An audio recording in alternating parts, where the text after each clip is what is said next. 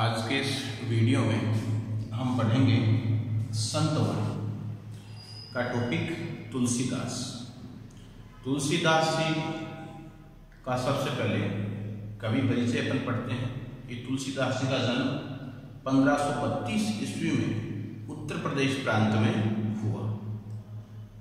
बचपन में ही इनको अपने माता पिता के प्यार से वंचित होना पड़ा।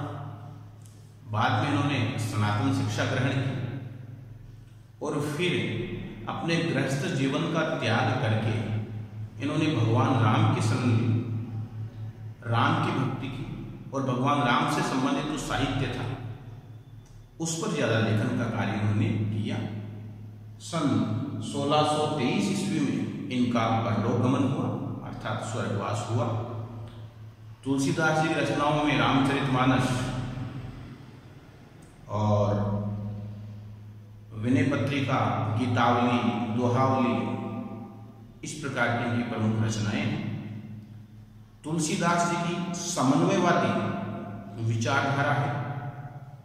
ये इन्होंने जो भी रचनाएं लिखी वो समन्वयवादी दृष्टिकोण से लिखी और रस, छंद, अलंकार इस रूप में भी तुलसीदास जी बड़े ही उत्तम प्रकार के कवि माने जाते हैं। इनके दोहों में पहला दोहा अपन पढ़ते हैं। काम क्रोध मद लोभ रत ग्रहा सत्य दुख रूप ते किम जानहि रघुपति ही मूढ़ परे भवकूप। तुलसीदास जी ने इस दोहे में जो सांसारिक दोष हैं, सांसारिकताएं हैं या दुर्गुण हैं, उनमें जो मनुष्य लिप्त रहता है उसकी प्रकृति के बारे में बताया है कि उसकी किस प्रकार से प्रकृति होती है। तुलसीदास जी कह रहे हैं कि काम क्रोध मद लोभ रत, कि जो व्यक्ति काम वासना, क्रोध, मद यानी नशा, लोभ यानी लालच में लगे रहते हैं, ग्रहा सत्य दुख रूप, या फिर वो सांसारिक चीजों में लगे रहते हैं, सांसारिक चीजों को अपने दुख का कारण बना लेते हैं, तो ऐसे लोग, ऐसे दुर्गुण वाले प्रवृत्ति के लोग ते किम जानहि रघुपति, ऐसे लोग श्री राम की क्या भक्ति करेंगे, वो ईश्वर को क्या पहचानेंगे। मूढ़ परे भवकूफ, वो तो उस मूर्ख के समान है जो एक सांसारिक रूपी कुएं में पड़े हुए हैं, उन मूर्खों के समान है जो एक सांसारिक रूपी कुएं में पड़े हुए हैं।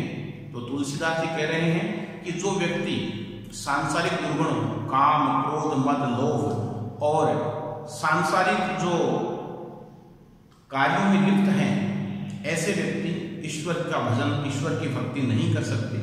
वे तो उन मूर्खों के समान हैं जो एक कुएं में पड़े हैं और उस कुएं से बाहर निकल के वो कुछ नहीं कर पाते। ठीक उसी प्रकार वो श्री राम या भगवान या ईश्वर का जो गुणगान है, जो भक्ति है, वो नहीं कर पाते। इसमें ब्रज भाषा का प्रयोग तुलसीदास जी ने किया है और काम क्रोध में जो है वो अनुप्रास अलंकार है और भवकूप में रूपक अलंकार का प्रयोग तुलसीदास जी ने किया है। ये अपन व्याख्या करते समय विशेष में लिख सकते हैं। दूसरा दोहा है। कहिबे कहे रसना रची, सुनिबे कहे किए कान, धरिबे कहे कि चित हित सहित परमारथ की सुजान। इस दोहे के माध्यम से तुलसीदास जी ये कह रहे हैं कि मनुष्य के जितने भी अंग हैं, मनुष्य अपने उन अंगों को परमारथ के रूप में काम में लें, मानव जाति के कल्याण के रूप में काम में लें तो ज्यादा उचित होता है। तुलसीदास जी कह रहे हैं कि कहिबे कहे रसना रची, कि ईश्वर ने मनुष्य को जो जीव प्रदान की है वो वाणी के लिए दी है, वो बोलने के लिए प्रदान की है। और सुनबे कहे किए कान, और जो मनुष्य को कान प्रदान किए गए हैं वो अच्छी चीजें सुनने के लिए प्रदान किए गए हैं, सत्संगति की चीजें सुनने के लिए प्रदान किए गए हैं।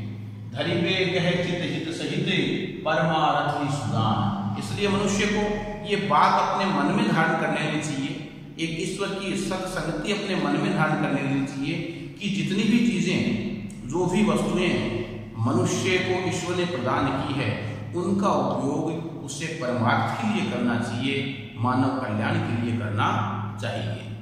तुलसीदास जी ने इस दोहे में अपने समस्त वस्तुओं का प्रयोग मानव कल्याण के लिए करने की सलाह और सीख हमें प्रदान की है। तीसरा है तुलसी भलो सुसंगते पोच कुसंगति सोई। इस नाम किन्नरी तीर असी लोह बिलो कबू लोही। तुलसीदास जी इस दोहे में सत्संगति का प्रभाव बता रहे हैं कि कैसे एक सत्संगति से व्यक्ति भला बन जाता है और एक कुसंगति से, बुरी संगति से व्यक्ति बुरा बन जाता है। तुलसीदास जी कह रहे हैं तुलसी भलो सुसंगते। तुलसीदास जी कह रहे हैं कि यदि कोई व्यक्ति सुसंगति करता है, अच्छी संगति में जाता है तो वो अच्छा बन जाता है, वो भला बन जाता है। पोच कुसंगति सोई, और पोच का मतलब होता है बुरा। तो यदि कोई व्यक्ति कुसंगति में रहता है, बुरी संगति में रहता है तो वो बुरा बन जाता है। नाव किन्नरी तीर असी। तुलसीदास जी उदाहरण देते हुए समझा रहे हैं नाव किन्नरी तीर असी लोह बिलो कबू लोई। तुलसीदास जी लोहे का उदाहरण दे रहे हैं। नाव का मतलब होता है नाव, किन्नरी एक प्रकार की वीणा का नाम है, और तीर का मतलब बाण, तीर होता है। असी का मतलब तलवार होता है, लोह का मतलब लोहा। नाव किन्नरी तीर असी। तुलसीदास जी कह रहे हैं कि जो लोहा नाव बनाने के लिए, जो मनुष्य को पानी में से बाहर निकालता है, पानी को पार करने में मदद करता है, और किन्नरी वीणा जो एक मधुर संगीत देती है, तो जो लोहा नाव और किन्नरी वीणा बनाने में काम आता है वो प्रशंसा का पात्र होता है, वो सबको अच्छा लगता है। तीर असी, और जो लोहा तीर और तलवार को बनाने में काम आता है वो उसे सब लोग नफरत की दृष्टि से देखते हैं, या फिर उसे सब लोग पसंद नहीं करते, वो प्रशंसा का पात्र नहीं होता है। ऐसा तुलसीदास जी कह रहे हैं। इसलिए और ऐसा किस कारण होता है? ऐसा संगति के कारण होता है कि जो लोहा तीर और बाण बनाने के काम में आया वो किसी की हत्या करने के काम में आता है, तो उसकी संगति बुरी हो जाती है। और जो लोहा नाव और किन्नरी वीणा बनाने के काम में आया उसकी संगति अच्छी होने से वो सबको प्रिय लगने लगता है। तो तुलसीदास जी कह रहे हैं कि हमेशा व्यक्ति को सुसंगति में बैठना चाहिए, अच्छी संगति करनी चाहिए, और बुरी संगति का उसे त्याग करना चाहिए।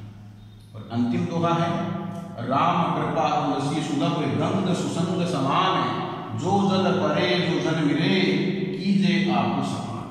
तुलसीदास जी इस दोहे में कह रहे हैं कि ईश्वर की कृपा से और जो गंगा के पानी का प्रभाव है और जो सुसंगति का प्रभाव है वो एक सा हो जाता है। तुलसीदास जी कह रहे हैं कि ईश्वर की कृपा से, भगवान श्री राम की कृपा से जो गंगा के पानी का प्रभाव है और अच्छी संगति का प्रभाव है वो एक सा हो जाता है। कैसे? कि जिस प्रकार से गंगा का पानी जिसमें भी मिलता है उसे अपने जैसा पवित्र बना लेता है। गंगा का पानी प्रत्येक व्यक्ति के पापों को धो डालता है और उसे एकदम पवित्र बना देता है। ठीक ही उसी प्रकार भगवान राम की जो भक्ति है, भगवान राम की जो कृपा है, वो उससे जो सुसंगति है वो हर व्यक्ति को अपने जैसा बना देती है। कि अगर कोई अच्छी संगति में बैठता है तो उस बुरे व्यक्ति को भी वो सुसंगति अच्छा बना देती है।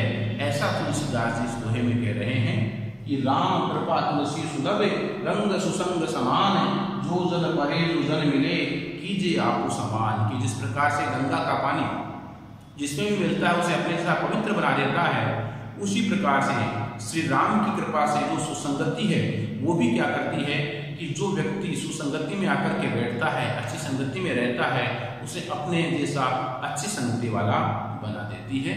तो ये थे शुरुआत के 4 दोहे संतवाणी तुलसीदास से लिए गए।